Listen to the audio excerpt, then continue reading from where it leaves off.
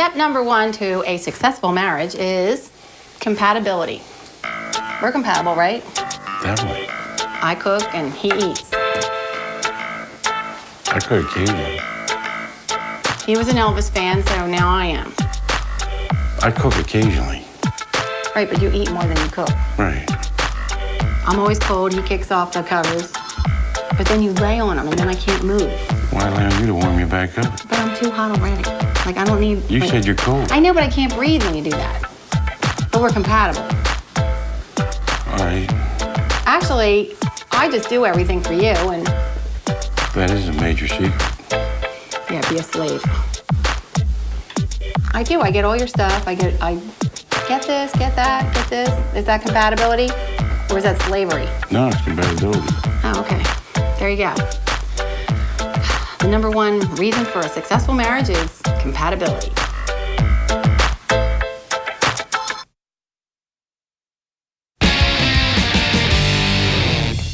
Tip number 2 for a successful marriage is keeping it exciting. Right? Are you excited? Occasionally. Wow, you can tell. Like, What do you some mean? excitement. Come on. Do you ever show excitement? Because, you know, even when I say, how do you like what I made you for dinner? You're like, it's edible. Grass is edible.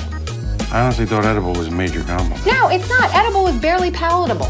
Like, edible means like, maybe I could eat this grass because I'm stranded in a hut. But I say it in a French way, like it was edible. We're supposed to be giving good examples, good examples, good examples. So let's think of a good example that somebody could actually, they can air. Go ahead. This is supposed to be a good thing. Give me one. All right, well, how about that,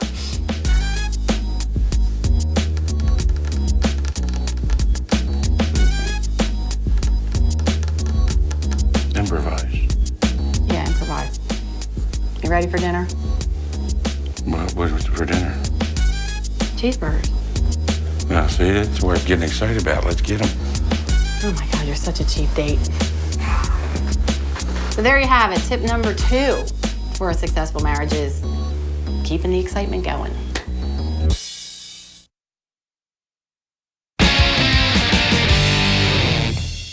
Tip number 3 to a successful marriage is don't let your kids change how you feel about each other.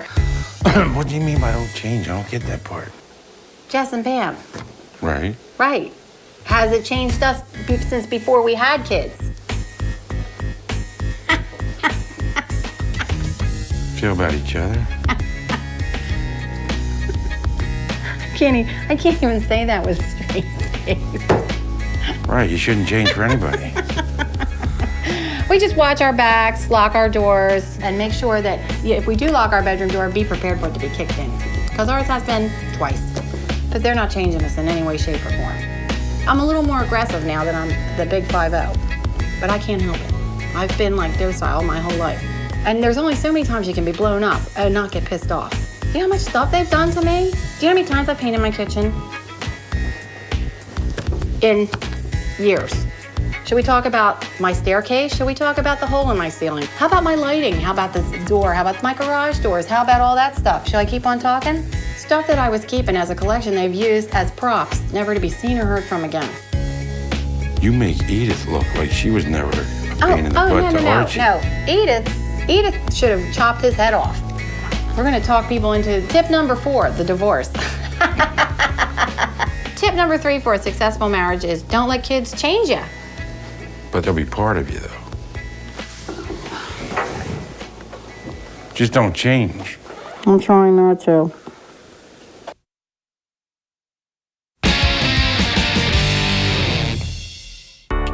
Step number 4 for a successful marriage is to keep it romantic. Right? Definitely. What have we done lately? We've done tons. We go out to dinner a lot. Like, we try to keep date night. Keep date night, that's important. Just a night for you guys. We've never had date night now. I know, you know what happens? We plan date night and then we invite Boo and Phil's parents, and then before you know it, there's 20 people on our date night. But at least we went out for dinner and I didn't have to cook. What'd you do? I've done romantic things. He's never forgotten a Valentine's Day. He's always got me flowers and chocolates for himself. You ate most of them. Way. Remember I rented a tux on Valentine's Day one time? Yes, you did. And then we went to a restaurant. And I felt stupid. Nobody else was wearing a tux. That I was know, stupid. but we got all dressed up. So what? That was a long time ago. That was in '75. But you worked at a tux place, so it wasn't a big deal. He wore tux every day. I would have loved to seen him just in a pair of jeans. It was like being married to the wedding singer. How about the time you were crying? Which day would that be? When you lost your ring, remember? Oh my gosh. He bought me the most beautiful marquee ring for, you know, when he proposed to me in the street on New Year's Eve, or Christmas Eve. He actually got on his knees in what was the name of your street? Hughes Avenue, and asked me if I wanted to get hitched. And then we went to church, and I kept, see, he's Catholic and I'm not, and I didn't know you keep on singing the whole Lord's Prayer, and I kept, No, we stopped and you kept stopped singing. and I kept going in front of the whole place on Christmas Eve. It was really... You kept going and going. He's the one that said, when we got married, are you Caucasian? No, I'm Catholic. And so, you know what? I said, on Starsky and Hutch, when they're looking for the bad guys, You a said Hawaii Caucasian male, what do you think? They're looking for a guy with a big cross around his neck. You said Hawaii 5-0. I said Dukes of Hazzard. No, I didn't say Dukes of When we Hazzard. got I said married, Starsky and Hutch. They Didn't weren't I? even out. It was Are you sure Hawaii they weren't? 5-0, believe Tommy me. was Hawaii 5-0. Jeez, they weren't even out yet. We're way off on a tangent. Dukes of Hazzard, they weren't We were talking about the nice ring thing, and now you're talking about whatever. But now, romantically, Romantically, he proposed to me on Christmas Eve in the street on his knees. And I said yes, and you gave me the ring, and I had it for so long. And then I was cleaning like a maniac, and I think my ring got hooked inside the washer barrel and must have pulled a prong out. And I looked down, and my diamond was gone. So you know what he did? bought you that one. Bought me a new one. But it's different, but Not it's never. And I make your coffee in the morning because I get up first. That's romantic, believe it or not. sometimes. Sometimes I make yours, but yeah, I'm always that's up before you. little things that he does that are very sweet and nice. And what else? Plenty. Let's think. Tip number 4 for a successful marriage, right? Stay romantic. Yeah, stay romantic.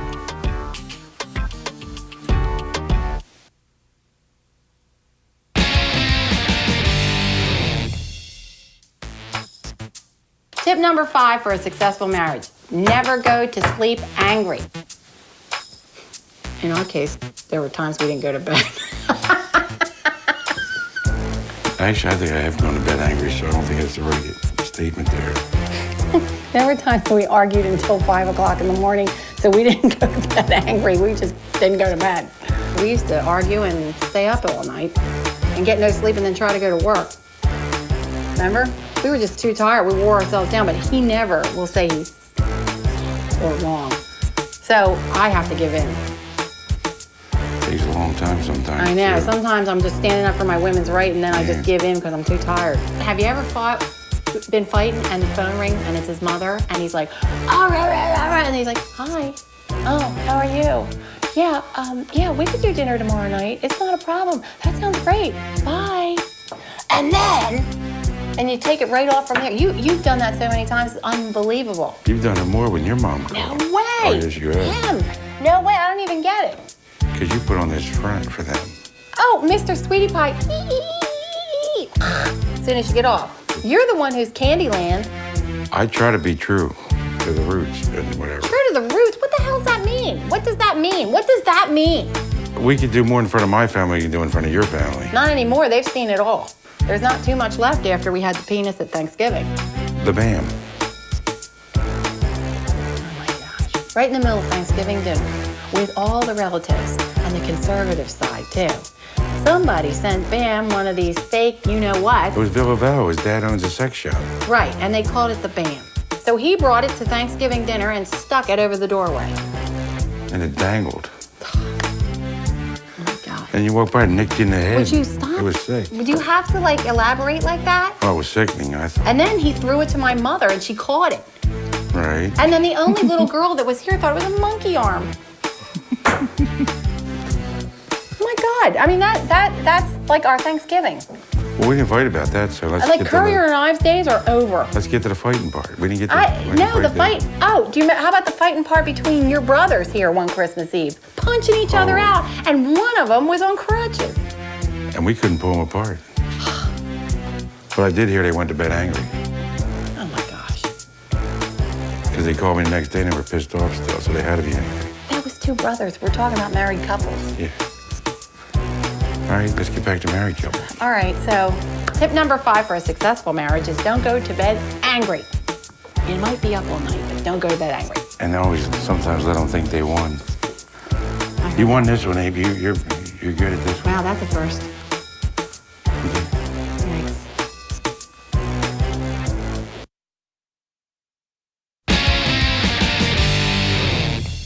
Tip number 6 to a successful marriage is communication. There's all different kinds of communication. The ones where you say, hey, make sure you pick the kids up at 6 o'clock because they're at the music lesson. And there's also the one it's like, hey, do you remember to lock the door when you leave or feed the cat? But then there's the other communication, and you know what I'm talking about. When you're at a dinner party, family party, and you gotta get the communication thing down. This means stop. This means don't go there. This means don't even say that because you'll die. There's all kinds of communication. Sometimes we have this. It's just like a batter's thing, you know. Means don't mention that at all. And when I do this in jest, it just means stop, really stop. Oh, there's one other when you're walking in the mall and you don't know somebody's name and you're holding hands and you just... That means don't say their name because I don't know the other person's name and I can't introduce you. But I don't know their name anyway, even if you break my hand. Right, I know, but it means don't go there. And there's also one other, this one. Means don't go down that aisle in the store because there's somebody I know and I don't want to see her. Remember that one? Yeah, but how about the time I farted in the middle of the aisle? And I waited for the next few people. And I watched them pass out. He goes like this. That means don't come down here. But then you hide at the end and watch their face. It's funny as hell. Shut up. We're supposed to say romantic stuff like we sound like old people who are dying. I enjoy that, though. What is it a family function thing? I don't know, but it's You know what I fun. So, tip number 6, know your communication, and you'll have a happy marriage. Right? Ow, stop that. It means stop. Do it like, watch me, I'm gonna kick you. Nobody even noticed. Abe, now what's that we were supposed to do? Yeah, I know, but if I did that, you'll say, why are you you would, like, you don't get it. That little tap. I would love to give you a little tap like that, but you're still like, what? Oh, I'm a babe in the woods. I don't know anything. How could you not know anything after all these years? I thought it was just kind of juvenile stupidity when I met you. I didn't know it was going to stay that way. Wrap it up. Don't kick me. You know what a psychic once told me? She said, I see you having 3 boys. She goes, wait, I'm wrong. You have 2 boys. And you're stuck with the kid for the rest of your life. Your sons are going to grow up and pass him, and you're going to be stuck with a little kid. And guess what? You were right. Well, once somebody said it's part of the excitement. Okay. Occasionally We're you say supposed to be that. talking people into happy marriages, not out of them. Okay. Smile, Why? because we're convincing.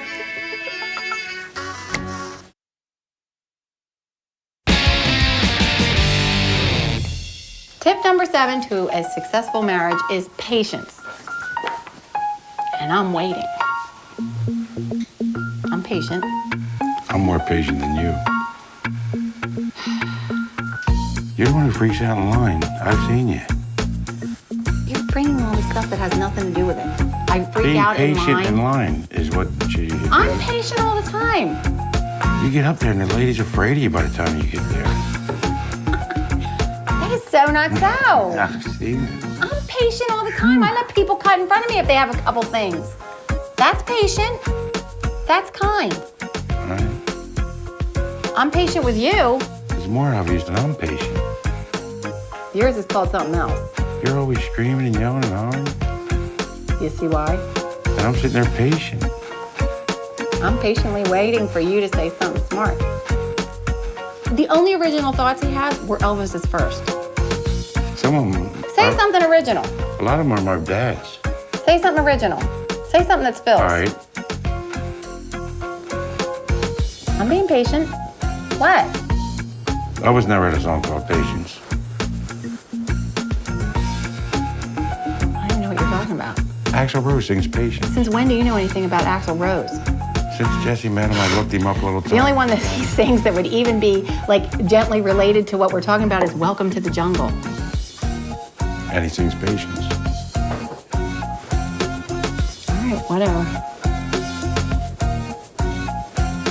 Always sings Confidence, but it's not Patience. Tip number 7 is patience for a happy marriage, right? Definitely.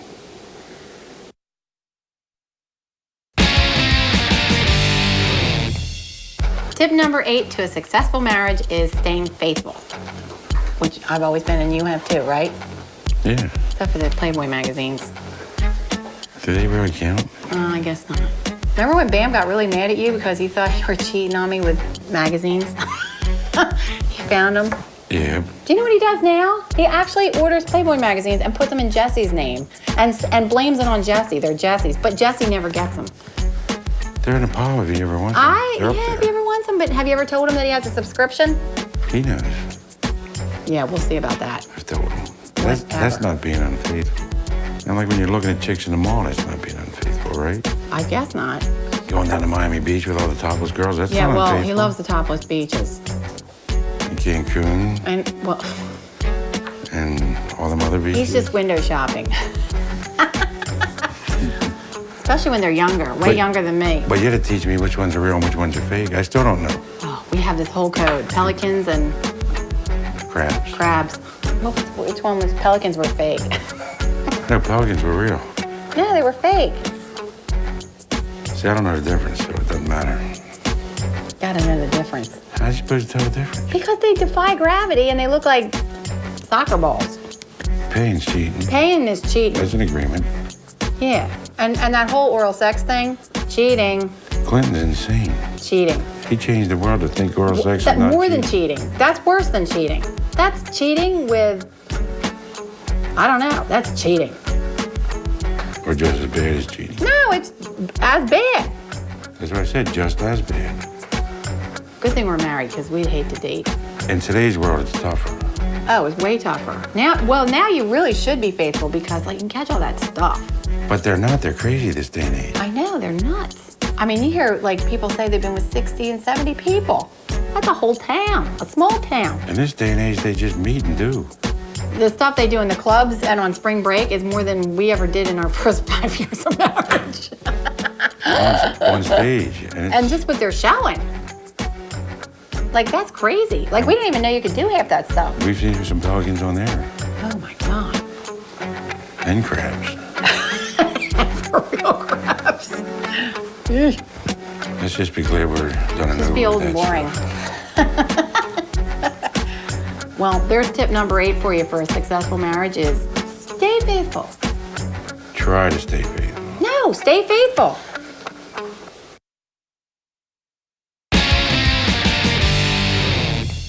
Tip number 9 for a successful marriage, honesty. Honesty is the best policy. It's even good if you're not married. Be honest all I'm the talking time. about honesty with everybody, but especially when you're married. Like if I have a little bit of something in my teeth, that's like good honest. You should tell me I have a little something in my teeth. And when I ask you how I look in this dress, you say Amazing. honesty. So you do have something in your teeth. There's Do a I little really? black spot. Where? Yeah. There, now you There on got that little spot. it. You got it. And I'm always honest with everything I do, especially like shopping.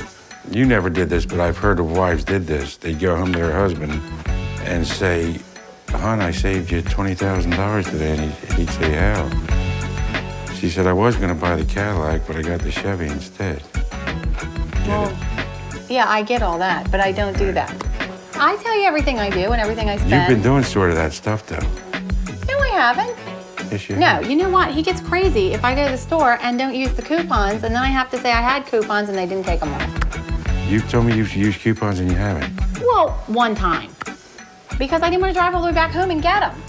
Wouldn't that take more money and gas just to come back home and get them than I actually got savings? You should have taken them with you from go, though. I know, but I didn't, so I just kind of told you that I used them. That's not honest.